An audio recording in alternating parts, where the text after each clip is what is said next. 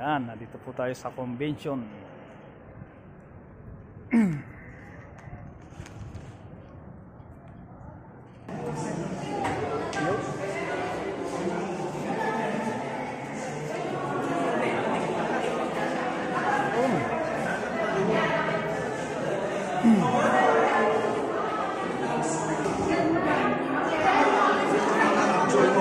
There are different types of camera. First, dome. Yan.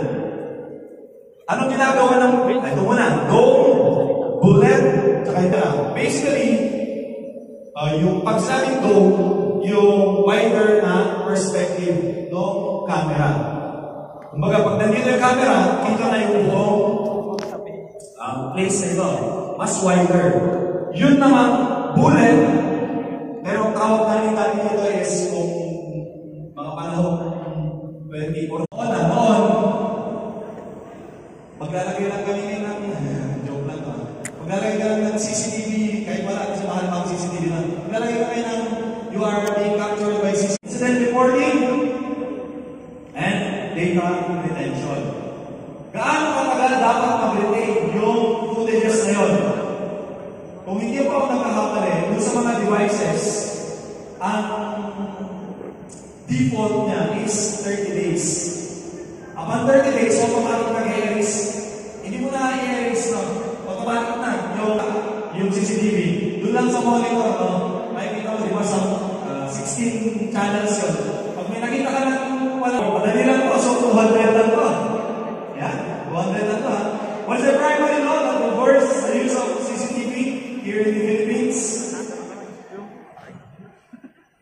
Yan, ate. Wala na po. Pero syempre, aantay ko natin kasi hindi naman makatakbo ng maayos. 3, 2, 1, pangalan po. Lokal. Sita Rosario. Lokal po na Rosario. Rosario, mag-ingay! Thank you po. Balikan ko kayo. What primary law? Thank you po. Lorraine pala. Malalayo na distances ng aking video capture. Then, yung binanggit ni Kaki kanina, yung mga PTZ cameras or yung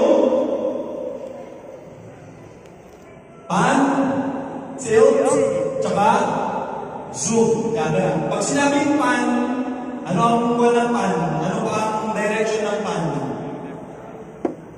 Left and right, sideways, tama, kalawin.